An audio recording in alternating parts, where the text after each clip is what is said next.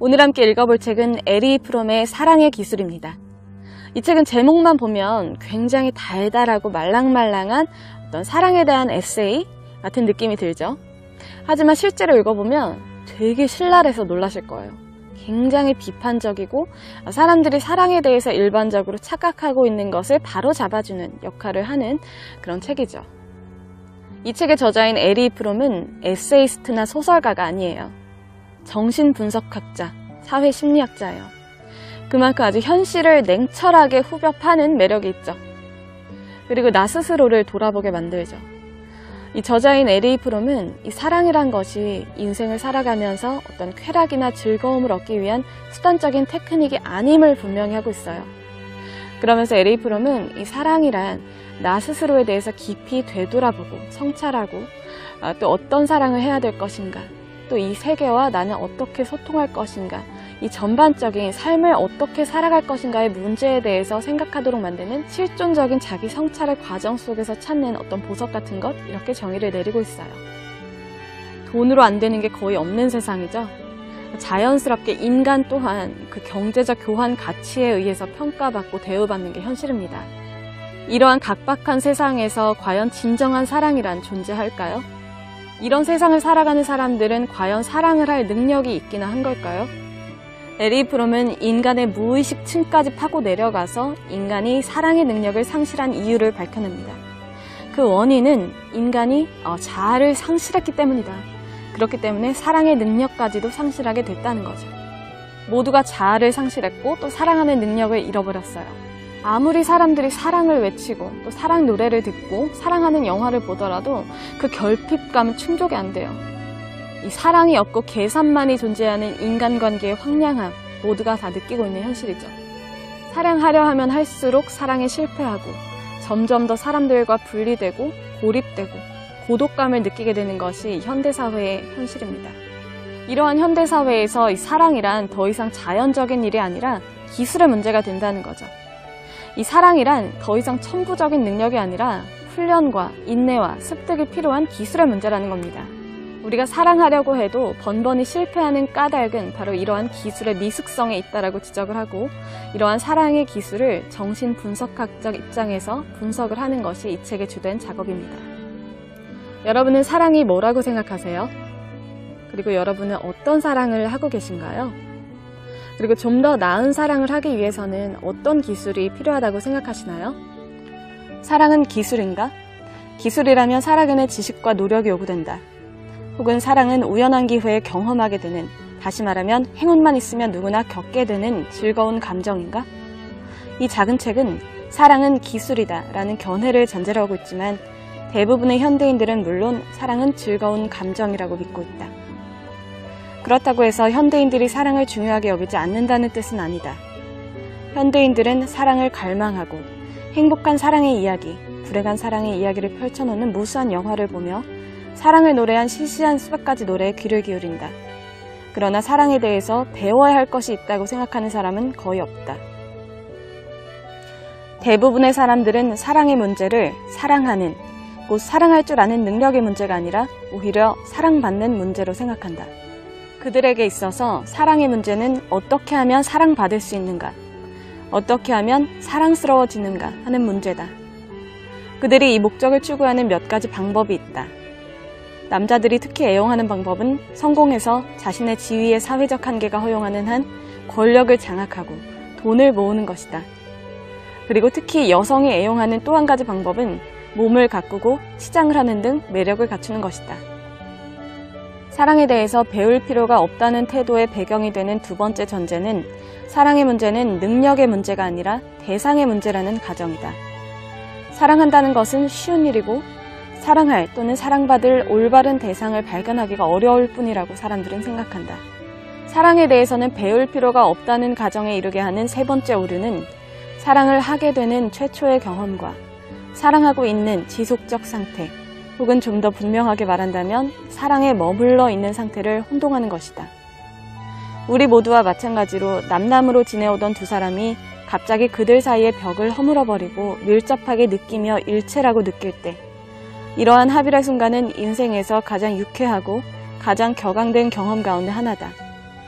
특히 폐쇄적이고 동떨어져 있어서 사랑을 모르고 지내던 사람의 경우라면 특히 놀랍고 기적적인 경험이다.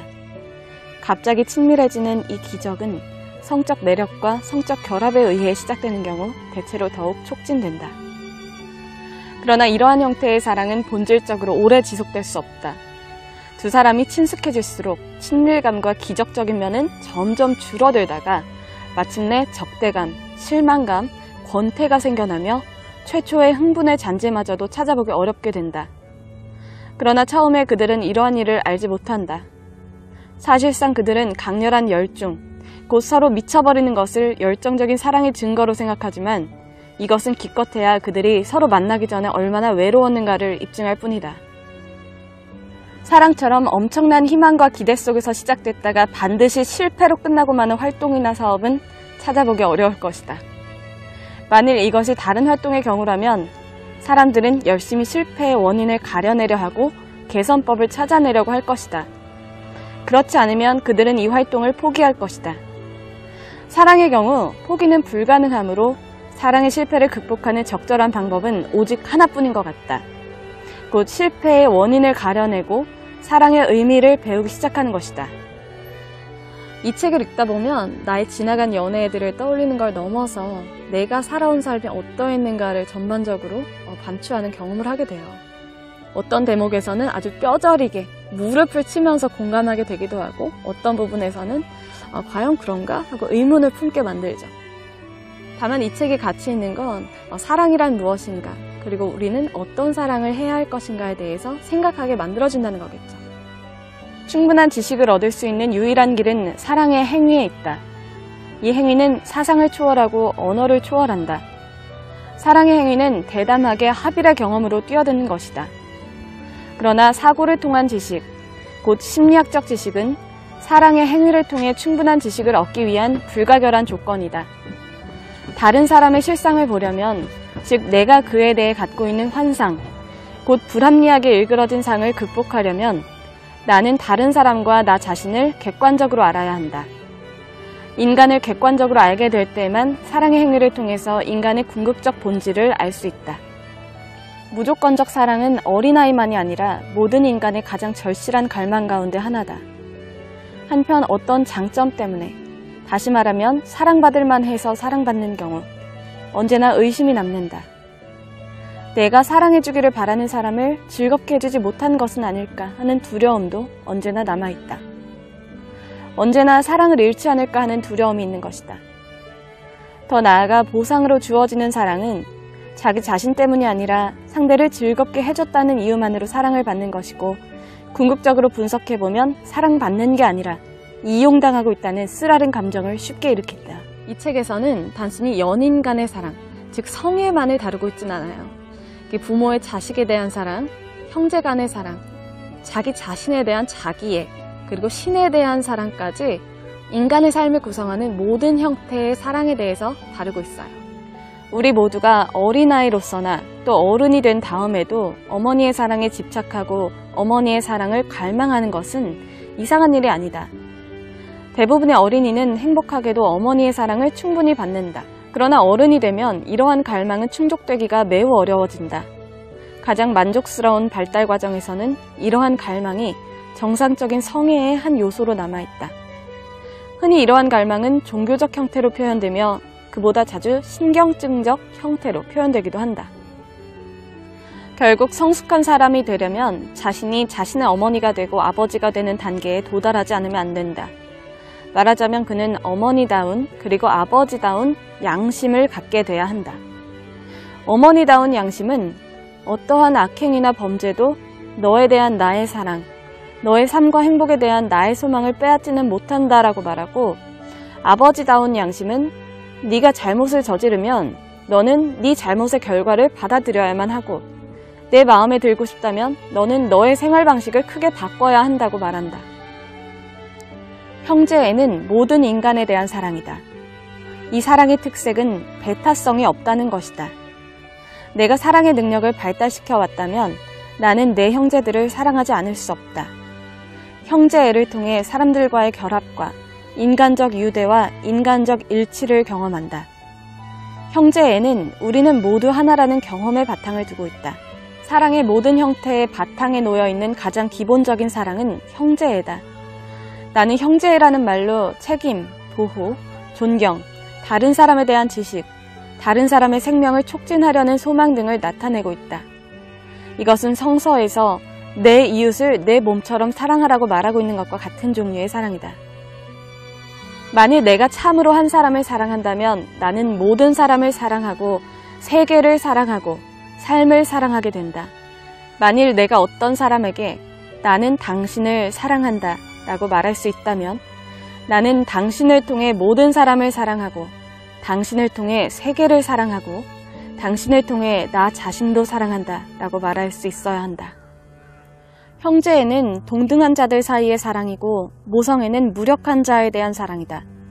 이러한 사랑은 각기 다르지만 근본적으로 한 사람에게만 국한되지 않는다는 공통점을 갖고 있다. 내가 내 형제 중 누군가를 사랑한다면 나는 내 형제 모두를 사랑하는 것이고 내가 내 아이 중에서 어떤 아이를 사랑한다면 나는 내 아이들 모두를 사랑하는 것이다. 아니 더 나아가 나는 모든 아이들, 나의 도움이 필요한 모든 아이들을 사랑하는 것이다. 이러한 두 가지 형태의 사랑과 대조적인 것이 성애다. 성애는 완전한 융합, 곧 다른 한 사람과 결합하고자 하는 갈망이다. 성애는 본질적으로 배타적이며 보편적인 것은 아니다. 성애는 아마도 현존하는 사랑의 형태 중 가장 기만적인 것일지도 모른다. 우선 성애는 흔히 사랑에 빠진다는 폭발적인 경험, 곧 그 순간까지도 낯선 두 사람 사이에 있던 장벽이 갑자기 무너져버리는 경험과 혼동된다. 그러나 앞에서 지적한 바와 같이 갑작스럽게 친밀해지는 이러한 경험은 본질적으로 오래가지 못한다.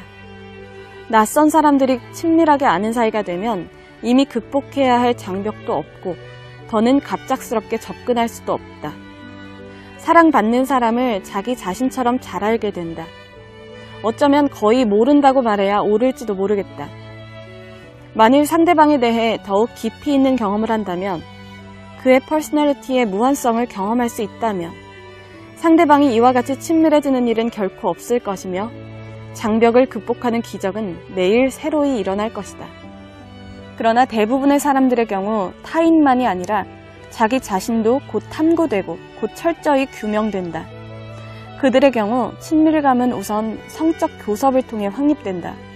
사람들은 상대방의 분리를 우선 신체적 분리로 경험하기 때문에 신체적 결합은 분리 상태의 극복을 의미하게 된다.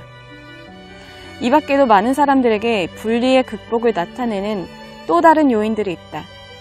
자기 자신의 개인 생활, 자신의 희망과 불안을 말하는 것, 자신의 어린아이 같은 유치한 면을 보이는 것, 세계에 대해 공통된 관심을 확립하는 것. 이러한 모든 일은 분리를 극복하는 것으로 받아들여진다. 자신의 분노, 증오, 그리고 자존심의 완전한 결여를 드러내는 것도 친밀감으로 여겨진다.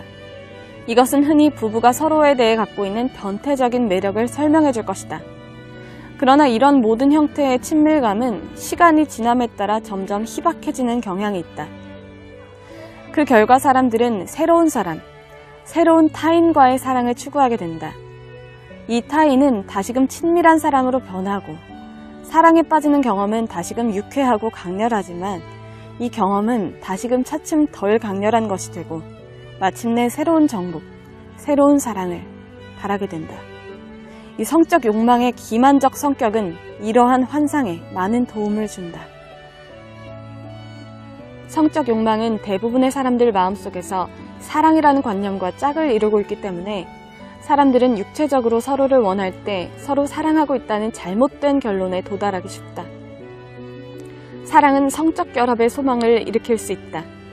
이 경우 육체적 관계에는 탐욕이나 정복하려는 또는 정복당하려는 소망은 없고 부드러움이 섞일 뿐이다. 육체적으로 결합하려는 욕망이 사랑에 의해 자극되지 않는다면, 성애가 동시에 형제애가 아니라면 이러한 욕망은 도취적이며 일시적인 합일 이외의 합일에는 결코 도달하지 못한다. 성적 매력은 순간적으로 합일의 환상을 일으키지만 사랑이 없는 한 이러한 합일은 낯선 사람들을 이전과 마찬가지로 멀리 떨어져 있게 한다. 때로는 이러한 합일은 서로 부끄러워하게 하거나 심지어 서로 미워하게 만든다. 성애에는 형제애와 모성애에는 없는 독점욕이 있다. 성애의 이러한 배타적 성격은 좀 더 검토할 필요가 있다. 흔히 성애의 독점욕은 소유적 애착으로 오해되고 있다. 우리는 흔히 서로 사랑하고 있는 두 사람이 다른 사람들에게는 전혀 사랑을 느끼지 못하는 것을 볼 수 있다. 그들의 사랑은 사실은 두 사람 사이의 이기주의다. 그들은 서로를 동일시하는 두 사람이고 그들은 단일한 개인을 둘로 확대함으로써 분리의 문제를 해결한다. 그들은 고독의 극복은 경험하지만 그들 이외의 다른 사람들과는 분리되어 있으므로 여전히 서로 분리된 채로 있고 그들 자신으로부터 소외되어 있다. 곧 그들의 합일 경험은 환상이다. 성애는 배타적이지만 다른 사람을 통해 전 인류를, 모든 살아있는 자를 사랑할 수 있다. 나는 나 자신을 오직 한 사람과만 충분하고 강렬하게 융합시킬 수 있다는 의미에서만 성애는 배타적이다. 사랑은 본질적으로 의지의 행위, 곧 나의 생명을 다른 한 사람의 생명에 완전히 위임하는 결단의 행위여야 한다. 이것은 결혼은 결코 파기할 수 없다는 사상의 배경을 이루며 또한 두 배우자가 결코 서로 선택하는 것이 아니라 서로 선택되어 서로 사랑할 것을 기대하는 여러 가지 형태의 전통적 결혼의 배경을 이루고 있다. 현대 서구 문화에서는 이러한 사상은 전적으로 잘못된 것으로 생각되고 있다. 사랑은 자발적이고 감정적인 반응의 결과이며 거역할 수 없는 감정에 갑자기 사로잡힌 결과로 생각되고 있다. 이러한 견해에서는 관련된 두 개인의 특수성을 볼 뿐 모든 남자는 아담의 한 부분이고 모든 여자는 이브의 한 부분이라는 사실을 보지 못한다. 우리는 성애의 중요한 요인, 곧 의지라는 요인을 무시하고 있다.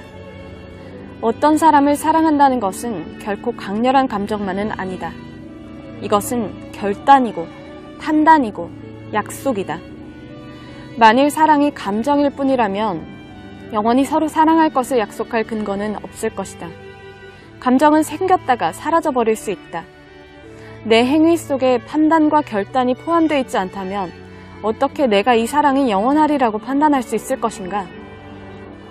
이러한 견해를 고려할 때 우리는 사랑이 철저하게 의지와 위임의 행위이고 따라서 기본적으로 두 사람이 어떤 사람이든 상관이 없다는 태도에 도달할 수도 있다. 결혼이 다른 사람에 의해 주선되든 개인적 선택의 결과든 일단 결혼이 성립하면 의지의 행위가 사랑의 계속을 보증할 것이다. 이 견해는 인간성과 성애의 역설적 성격을 무시하고 있는 듯하다. 우리는 모두 하나지만 우리는 각기 독특하고 복제할 수 없는 실제다. 우리와 타인과의 관계에서는 동일한 역설이 되풀이된다. 우리 모두가 하나인 한 우리는 형제애라는 의미에서 모든 사람을 같은 방식으로 사랑할 수 있다. 그러나 또한 우리가 서로 다른 한 성애는 어떤 사람들 사이에는 있지만 모든 사람 사이에는 없는 특수하고 매우 개별적인 요소를 요구한다. 따라서 이 두 가지 견해, 곧 성애는 특수한 두 사람 사이의 독특하고 완전히 개인적인 매력이라는 견해와 성애는 의지의 행위에 지나지 않는다는 또 다른 견해는 모두 옳다. 혹은 더욱 적절하게 말하면 진실은 전자에도 후자에도 없다.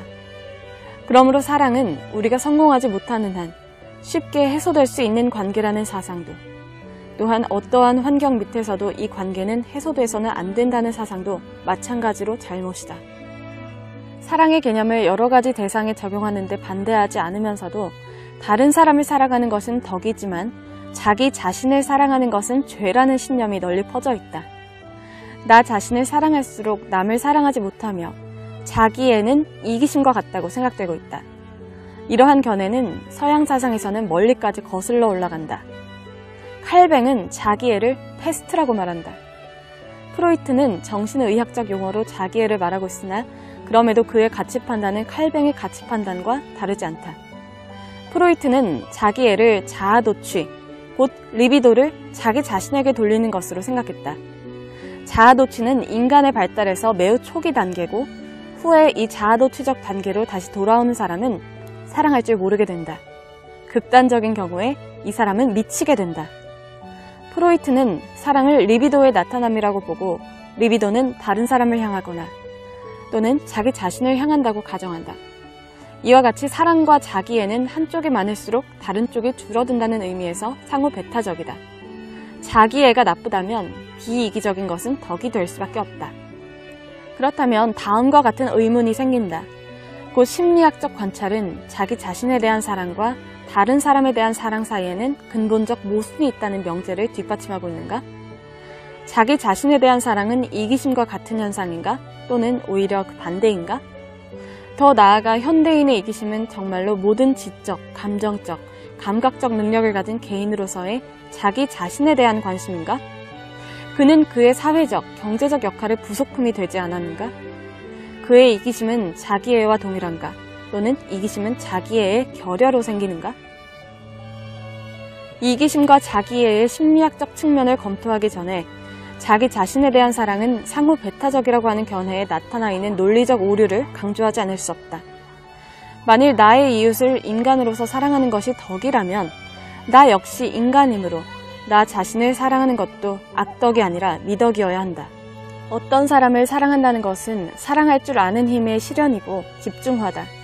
사랑에 내포되어 있는 기본적 긍정은 본질적으로 인간 성질의 구현으로서 사랑하는 사람을 지향하고 있다. 한 사람에 대한 사랑에는 인간 자체에 대한 사랑이 내포되어 있다. 다른 사람만이 아니라 우리 자신도 우리의 감정과 태도의 대상이며 다른 사람과 우리 자신에 대한 태도는 모순되기는커녕 기본적으로 결합적인 것이다. 다른 사람에 대한 사랑과 우리 자신에 대한 사랑은 양자택일적인 것이 아니다. 반대로 자기 자신을 사랑하는 태도는 다른 사람을 사랑할 줄 아는 모든 사람에게서 발견될 것이다. 대상과 우리 자신의 자아 사이의 관련이 문제되는 한 사랑은 원칙적으로 불가분의 것이다. 순수한 사랑은 생산성의 표현이고 보호, 존경, 책임, 지식을 의미한다. 순수한 사랑은 누군가에 의해 야기된다는 의미에서의 감정이 아니라 사랑받는 자의 성장과 행복에 대한 능동적 갈망이며 이 갈망은 자신의 사랑의 능력에 근원이 있다. 즉, 나 자신의 자아도 다른 사람과 마찬가지로 나의 사랑의 대상이 되지 않으면 안 된다. 우리 자신의 생명, 행복, 성장, 자유에 대한 긍정은 우리 자신의 사랑의 능력, 곧 보호, 존경, 책임, 지식의 근원이 있다. 만일 그대가 그대 자신을 사랑한다면 그대는 모든 사람을 그대 자신을 사랑하듯 사랑할 것이다. 그대가 그대 자신보다도 다른 사람을 더 사랑하는 한 그대는 정녕 그대 자신을 사랑하지 못할 것이다. 그러나 그대 자신을 포함해서 모든 사람을 똑같이 사랑한다면 그대는 그들을 한 인간으로 사랑할 것이고 이 사람은 신인 동시에 인간이다. 따라서 그는 자기 자신을 사랑하면서 마찬가지로 다른 모든 사람도 사랑하는 위대하고 올바른 사람이다. 상호 성적 만족으로서의 사랑과 팀워크로서 고독으로부터 피난처로서의 사랑은 현대 서양 사회에서 사랑의 붕괴, 사회적으로 유형화된 사랑의 병리학의 두 가지 표준적 형태다. 행복한 결혼에 대해 쓴 무수한 논문은 원활한 기능을 가진 팀이 이상적인 것이라고 설명하고 있다. 이러한 설명은 원활하게 일하는 고용인이라는 관념과 별로 다르지 않다. 이러한 고용인은 합리적으로 독립적이고 협동적이고 관대하고 야심적이면서 동시에 공격적이어야 한다. 따라서 남편은 아내를 이해하고 도와줘야 한다고 결혼 상담자는 말한다. 남편은 아내의 새 옷이나 맛있는 요리를 칭찬해야 한다. 아내는 남편이 지쳐서 시무룩해 집으로 돌아왔을 때 이해해줘야 하고 남편이 사업상의 난점에 대해 말할 때 주의 깊게 귀 기울여야 하고 남편이 아내의 생일을 잊었을 때도 화내지 말고 이해해야 한다. 이러한 모든 관계에 공통되는 것은 평생 동안 남남으로 남아있고 결코 핵심적 관계에 도달하지 못하고 서로 예의 바르게 대우하고 서로 더욱 호의를 가지려고 노력하는 두 사람의 원활한 관계다. 사랑과 결혼에 대한 이러한 개념에서 중요한 강조점은 참아낼 수 없는 고독감으로부터 피난처를 찾는 것이다. 사람들은 사랑에서 마침내 고독으로부터 벗어날 안식처를 찾아낸다. 사람들은 세계에 대항하는 두 사람 사이의 동맹을 형성하고 두 사람만의 이기주의는 사랑과 친밀감으로 오해된다. 사랑, 합일, 친밀감을 바라는 충족되지 않은 욕망은 이러한 생산품을 소비하는 데서 만족을 찾는다. 배우자와의 관계에서 분리의 벽을 허물 수 없었던 남자와 여자는 스크린 속 부부의 행복한 또는 불행한 사랑의 이야기에 참여할 때 감동을 받고 눈물을 흘린다.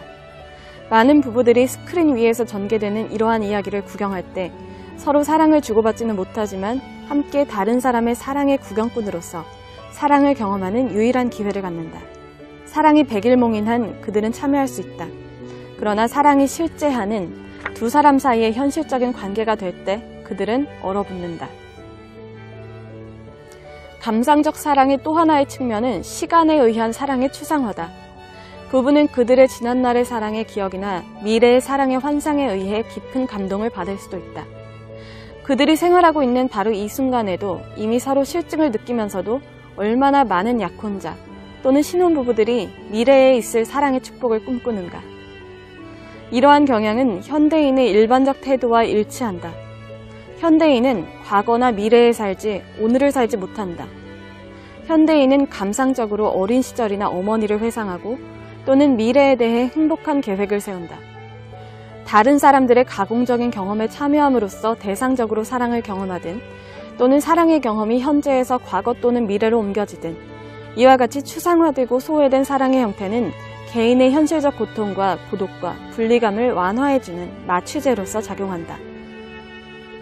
신경증적 사랑의 또 하나의 형태는 자기 자신의 문제를 회피하고 그 대신에 사랑하는 사람의 결함이나 결점에 관여하려고 투사적 메커니즘을 이용하는 것이다. 이러한 점에서 개인은 집단, 민족 또는 종교와 매우 흡사한 행동을 한다. 그들은 다른 사람의 사소한 결점까지도 낱낱이 비판하고 자기 자신의 결점을 천연덕스럽게 무시해버린다. 항상 다른 사람들을 비난하고 개조하기에 바쁜 것이다. 두 사람이 모두 이와 같이 하면 사랑의 관계는 상호 투사의 관계로 변한다. 만일 내가 오만하거나 우유부단하거나 탐욕스럽다면 나는 상대방의 이러한 점을 비난하고 나의 성격에 따라 그를 고치거나 처벌하려고 한다.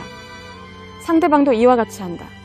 이렇게 해서 두 사람은 그들 자신의 문제를 무시하는 데 성공하고 따라서 그들 자신의 발달에 도움이 되는 조치를 하는 데 실패한다. 그러나 이러한 사람은 자기 자신의 내면에 있어서나 자식들에 대해서나 반드시 실패하기 마련이다. 실존의 문제는 각자에 의해 스스로의 힘으로만 해결될 수 있고 남이 대신 해결해 줄 수 없기 때문에 자기 자신의 내면에서 실패하지 않을 수 없다. 또 하나의 오류가 있다. 즉 사랑은 갈등이 전혀 없는 상태를 의미한다고 보는 환상이다. 어떠한 환경 밑에서든 고통과 슬픔은 피해야 한다고 생각하는 것이 사람들의 습관인 것처럼 그들은 갈등이 전혀 없는 것이 사랑이라고 보고 있다. 그들을 둘러싸고 일어나는 투쟁은 어느 쪽 당사자에게도 좋은 결과를 초래하지 못하고 오직 서로 파괴해버리는 것과 같다는 사실에서 그들은 이러한 생각에 좋은 이유를 찾아낸다.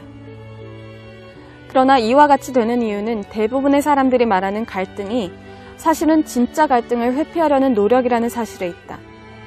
그들이 말하는 갈등은 사소한 또는 피상적인 문제에 대한 의견의 불일치고 이러한 불일치는 본질적으로 명료해지거나 해결될 수 없다. 두 사람 사이의 진짜 갈등, 곧 은폐하거나 투사하는 데에는 도움이 되지 않고 그들이 속해 있는 내면적 현실의 같은 차원에서 경험되는 갈등은 파괴적인 것이 아니다. 이러한 갈등은 명료해지고 카타르시스 작용을 하며 이러한 카타르시스로 말미암아 두 사람은 더 많은 지식과 더 많은 힘을 갖게 된다. 두 사람이 서로 그들 실존의 핵심으로부터 사귈 때, 그러므로 그들이 각기 자신의 실존의 핵심으로부터 자기 자신을 경험할 때 비로소 사랑은 가능하다. 오직 이러한 핵심적 경험에만 인간의 현실이 있고 오직 여기에만 생기가 있고 오직 여기에만 사랑의 기반이 있다. 사랑은 이와 같이 경험될 때에만 끊임없는 도전이다. 사랑은 휴식처가 아니라 함께 움직이고 성장하고 일하는 것이다. 조화가 있든 갈등이 있든 기쁨이 있든 슬픔이 있든 이것은 두 사람이 그들의 실존의 본질로부터 그들 자신을 경험하고 그들 자신으로부터 도피하기보다는 그들 자신과 하나가 됨으로써 서로 일체가 된다는 기본적 사실에 대해서는 2차적인 것이다. 사랑의 현존에 대해서는 오직 하나의 증거가 있을 뿐이다. 곧 관계의 깊이, 관련된 각자의 생기와 힘이 그것이다. 이것은 사랑을 인식하게 하는 열매다. 내가 자립할 수 없기 때문에 다른 사람에게 집착한다면 그 또는 그녀는 생명을 구조하는 자일 수는 있지만 그 관계는 사랑의 관계가 아니다. 역사적으로 말하면 홀로 있을 수 있는 능력은 사랑할 수 있는 능력의 조건이 된다. 사랑이 기술의 실용이라는 관점에서 이 말은 다음과 같은 뜻이다. 곧 사랑은 자아도취의 상대적 결여에 의존하고 있으므로 사랑은 겸손, 객관성, 이성의 발달을 요구한다. 우리는 이러한 목적에 전생애를 바쳐야 한다. 겸손과 객관성은 사랑이 그런 것처럼 불가분의 관계에 있다. 나는 이방인에게 객관적일 수 없는 한 나의 가족에 대해서도 참으로 객관적일 수 없으며 역도 참이다. 사랑의 기술을 배우려고 한다면 나는 모든 상황에 객관적이기 위해 노력해야 하고 내가 객관성을 잃고 있는 상황에 대해 민감해야 한다. 나는 자아도취적으로 왜곡된 어떤 사람과 그의 행동에 대한 나의 상과 나의 흥미, 욕구, 공포와는 관계없이 존재하는 나의 현실 사이의 차이점을 파악하려고 노력해야 한다. 객관성과 이성을 사용할 수 있는 능력을 획득하면 사랑의 기술을 터득하기 위해 가는 길을 절반은 걸어온 셈이다. 우리는 접촉하는 모든 사람에 대해 객관성과 이성의 능력을 획득해야 한다. 어떤 사람이 사랑하는 사람을 위해 객관성을 유보하려고 하고 그 밖의 세계에서도 객관성 없이도 지낼 수 있다고 생각한다면 그는 어느 경우에나 실패했다는 것을 곧 알게 될 것이다. 사랑의 능력은 자아도취나 어머니나 가족에 대한 근친상간적 애착으로부터 벗어나는 능력에 달려있다. 사랑의 능력은 성장하는, 곧 세계와 자신에 대한 관계에서 생산적인 지향을 발달시킬 수 있는 능력에 달려있다. 탈피, 탄생, 각성의 이러한 과정은 필수적 조건으로서 한 가지 성질, 곧 신앙을 요구한다. 사랑의 기술의 실용은 신앙의 실천을 요구한다. 사람에 대해 신앙을 갖는다는 것의 의미는 다른 사람의 가능성에 대한 믿음과 관계된다. 이러한 신앙의 가장 기초적인 형태는 어머니가 갓난아이에 대해 갖는 신앙, 곧 이 아이가 생명을 유지하고 성장하고 걷고 이야기하게 되리라는 믿음이다. 다른 사람에 대한 신앙은 인류에 대한 신앙에서 절정에 이른다. 서양 세계에서 이러한 신앙은 유대 기독교의 종교적 용어로 표현됐고 세속적 언어에 의해서는 지난 150년 동안 인본주의적인 정치 사회 사상에 강력히 표현됐다. 어린아이에 대한 신앙과 마찬가지로 이 신앙의 바탕을 이루는 것은 적절한 조건만 주어지면 인간에게는 평등, 정의, 사랑의 원칙에 의해 지배되는 사회 질서를 수립할 가능성이 있다는 사상이다. 인간은 아직도 이러한 질서를 수립하지 못했고 따라서 인간이 이러한 질서를 수립할 수 있다는 확신에는 신앙이 필요하다. 그러나 모든 합리적 신앙과 마찬가지로 이 신앙도 소망적 사고가 아니며 인류의 과거의 성취를 증거로 삼고 각 개인의 내면적 경험, 각 개인의 이성과 사랑의 경험에 바탕을 두고 있다. 신앙을 가지려면 용기, 곧 위험을 무릅쓰는 능력, 고통과 실망조차도 받아들이려는 준비가 필요하다. 생활의 1차적 조건으로서 안전과 안정을 추구하는 자는 신앙을 가질 수 없다. 격리와 소유를 자신의 안전책으로 삼는 방어기구에 칩거하는 자는 누구든 자기 자신을 죄수로 만들게 된다. 사랑받고 사랑하려면 용기, 곧 어떤 가치를 궁극적 관심으로 판단하는 용기가 필요하다. 신앙과 용기의 훈련은 일상생활의 사소한 일로부터 시작된다. 첫 단계는 어디서 언제 신앙을 상실하는가에 주목하고 신앙의 상실을 은폐하는 데 이용되는 합리화를 간파하고 어디서 우리가 비겁한 태도로 행동하는가, 또한 어떻게 비겁한 행동을 합리화하는가를 인식하는 것이다. 우리는 신앙을 배반하는 경우 언제나 약해지며 우리가 약해지면 점점 더 새로운 배반을 하게 되고 이러한 악순환은 계속된다는 것을 인식해야 한다. 그러면 우리는 또한 사랑받지 못하는 것을 의식적으로 두려워하고 있을 때에도 비록 대체로 무의식적이기는 하지만 진정한 공포는 사랑하는 것에 대한 공포라는 것을 깨닫게 될 것이다. 사랑한다는 것은 아무런 보증 없이 자기 자신을 맡기고 우리의 사랑이 사랑을 받는 사람에게서 사랑을 불러일으키리라는 희망에 완전히 몸을 맡기는 것을 뜻한다.